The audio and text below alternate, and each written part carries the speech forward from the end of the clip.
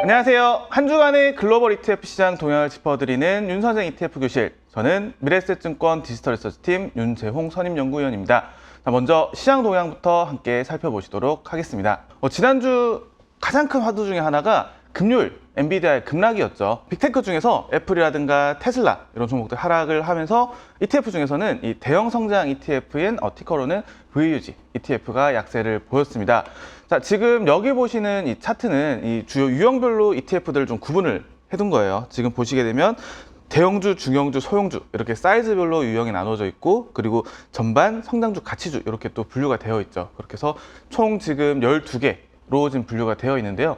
지금 빨간색 선 아래로 쭉 내려와 있는 거, 이게 대형 성장입니다. 대형 성장이 약세를 보였고, 대신에 이 중형주 카테고리라든가 혹은 소형주 카테고리들은 전반적으로 좀 상승을 보였어요. 그래서 우리가 시장에서 느끼기에는 엔비디아라든가 이런 대형주들가 이제 금요일날 급락을 하고, 테슬라라든가 애플 이런 기업들 중국발 매출 이슈로 이제 하락을 하다 보니까 시장 전체가 좀 다 내린 건 아닌가라는 느낌이 좀 들었을 텐데, 그렇진 않고 어떤 중형주라든가 소형주 내에서는 좀 전반적으로 상승을 보였다라는 점을 좀 특징적인 부분으로 잡을 수가 있겠습니다. 두 번째 주제는 금리 이야기입니다. 금리 이야기는 좀 항상 전달을 좀 해드리고 있는데요.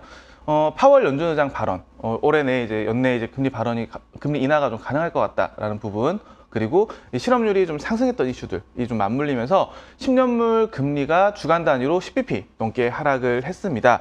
역시나 차트 기준으로 좀 보시게 되면 지금 현재 지난주 금요일자 기준으로 금리는 약 4.0749%, 지금 4% 초반대까지, 극초반대까지 지금 내려와 있는 상태고요. 지금 다시 좀 약간 이제 올라오는 모습 보이다가 다시금 꺾이는 모습 보이고 있다. 그래서 지금 좀 금리가 좀 추가적으로 좀 더 빠지는 모습이 나오게 되면 어떤 채권이라든가 혹은 주식시장에서도 영향을 좀 받을 수 있구나라는 부분 짚어볼 수가 있겠습니다. 네, 마지막 세 번째 이슈는 금입니다. 뒤에서 또 말씀을 드릴 텐데, 금이 또 사상 최고가를 또 넘었었어요. 이 금리 부분이라든가 이런 부분들 연동이 되다 보니까 금값이 또 역시나 강세를 보였고요. 그러다 보니까 금강주 역시도 강세를 보였다라는 부분 시장 동향으로 짚어봤습니다.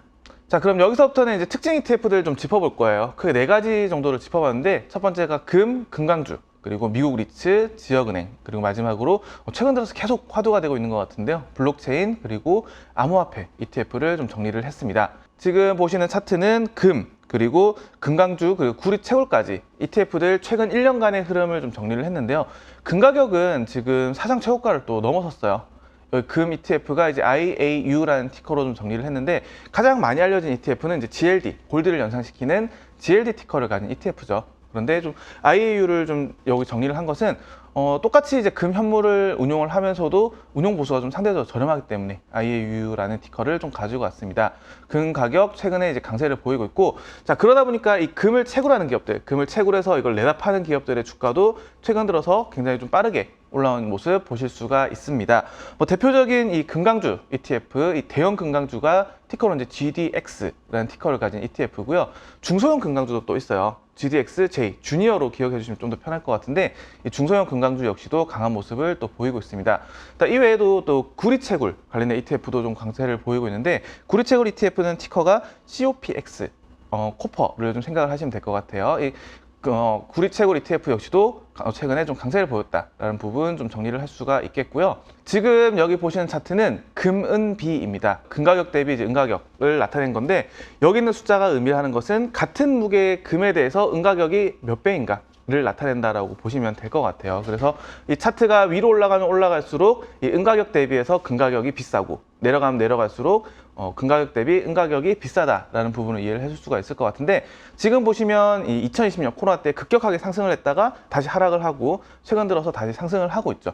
이 차트가 의미하는 바는 금가격이 은가격 대비해서 상대적으로 점점 더 비싸지고 있다라는 부분 짚어볼 수가 있겠고요. 이것을 이제 좀 투자에 좀 연결시켜서 생각을 해보면, 우리가 이제 금리가 떨어지면서 귀금속이 간다라고 했을 때 금가격보다 은가격이 좀 더 강하게 갈 수 있지 않을까라는 부분도 연결지어서 생각해 볼 수가 있겠습니다. 네, 다음 주제는 미국 리츠 섹터입니다. 티커로는 이제 IYR 티커를 가진 이 미국 리츠 섹터 ETF인데요. 지금 해당 ETF를 좀 가져오게 된 것은 이 자금 부분에 좀 주목을 했습니다. 최근 들어서 급격하게 좀 자금 유입이 들어오는 거 볼 수가 있죠. 지금 주황색 면으로 나타나 있는 게 자금 유입이다라고 보시면 될 것 같고요. 최근 들어서 주가 올라오면서 좀 자금 유입도 동반되는 모습을 볼 수가 있습니다. 다만 이런 현상은 이 ETF에만 국한된 현상은 아니고 지난주 주간 단위로 이 리츠 섹터 전체에 대해서 유입된 자금이 약 7억 9천만 달러 정도. 그래서 최근 들어서 좀 강한 수준의 좀 자금 유입이 이루어지고 있다라는 부분 좀 볼 수가 있겠고요. 미국 리츠 섹터 내에 좀 다양한 세분화된 유형들을 ETF로 정리를 한 내용들입니다. 보시게 되면 이 미국 리츠 전반이 VNQ라는 티커, 그다음에 거주용, 그리고 미국 모기지 이런 것들도 다 ETF로 또 세분화가 되어 있고요. 이외에도 이제 이 주택 담보 대출과 관련해서도 어떤 상업용이라든가 거주용 이런 식으로 또 다 나눠져 있습니다. 지금 왼쪽에 있는 부분은 2022년 대비 2023년 신저가까지의 하락분을 나타낸 거예요. 그리고 그 이후로 현재까지 이 회복된 부분들을 나타내고 있는 건데 최근 들어서 굉장히 많은 회복을 했죠. VNQ 역시도 52주 저점 대비했을 때 약 24.2% 정도 상승을 보였습니다. 다만 이 하락분 34%에 대비하면은 아직까지도 이제 하락분을 완전히 회복하지 못했다라는 부분 좀 볼 수가 있겠고요. 지금 뭐 리츠 섹터 관련해서는 아직까지 좀 의견이 분분한 것 같습니다. 미국 상업용 부동산을 필두로 해서 아직까지도 이 하락이 끝나지 않았다라는 의견들도 일시적인 상승일 뿐이다라는 의견도 존재를 하고 있고요. 혹은 이제 얼마만큼 이제 올 만큼 왔다. 그래서 이 현재 반등이 어느 정도 회복을 전망하고 나오는 부분이다라는 의견도 존재를 하는 것 같습니다. 다만 이 부동산 특성상 지금 최근 2년 동안 계속 연속으로 하락을 해왔다 보니까 이 하락했던 부분들에서 역시나 좀 시장에서는 여전히 관심을 가지고 있다라는 부분도 같이 정리해주면 좋을 것 같습니다. 세 번째는 미국 지역은행입니다. 리츠 섹터와 함께 굉장히 좀 부진한 산업 중에 하나죠. 지금 보시게 되면 미국 지역은행을 가져온 것은 역시나 주가 반등 그리고 자금 유입도 좀 동반을 되고 있어서 지금 제가 가져와 봤고요. 지금 차트에서 이 면으로 나타나 있는 이 누적 자금 유입 그리고 선으로 나타나 있는 이 주가 좀 비교를 해보면 굉장히 이 주가와 자금이 비슷한 방향으로 흘러간다라는 부분 좀 볼 수가 있을 것 같아요.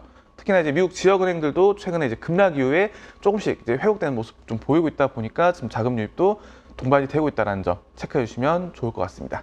마지막 주제는 블록체인, 암호화폐입니다. 지금 시장에서 가장 화두가 되고 있는 부분 중에 하나일 것 같은데요. 지금 맨 밑에 이제 하단에 깔려 있는 이 주황색 선이 미국 S&P 500의 최근 1년 차트입니다. 지금 굉장히 많이 올랐던 지수 중에 하나임에도 불구하고 이것이 무색할 정도로 강하게 지금 주가 상승을 좀 보이고 있고요. 어떤 반감기 이슈라든가 현물 ETP에는 좀 자금이 좀 계속해서 유입되고 있다 보니까 역시나 시장 관심 집중되고 있다라는 부분 정리해 볼 수가 있겠습니다. 다만 지금 국내에서는 이 비트코인 현물 ETP로는 좀 접근이 어렵고요. 대체제로는 이제 비트코인 선물 ETF라든가 이런 것들도 같이 살펴볼 수가 있겠습니다. 특징 ETF까지 정리를 했습니다. 지금 이제 주간 요약으로 좀 넘어와 보면 제가 우려감의 현실화라고 좀 정리를 했습니다.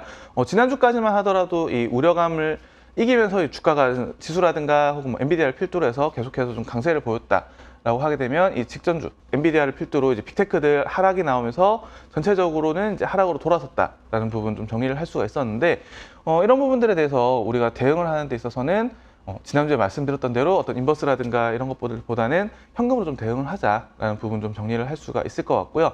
그리고 어떤 일시적인 뭐 수급 이슈 이런 것들이 좀 같이 엮여 있다 보니까 기업의 어떤 핵심 비즈니스 모델이 훼손된 것이 아니라고 하게 되면 계속해서 좀 관심권에 두고 살펴보는 것도 좋을 것 같다라는 거 이 두 가지 말씀드리면서 이번 주 마무리하도록 하겠습니다. 네, 저는 윤재홍 선임연구위원이었습니다.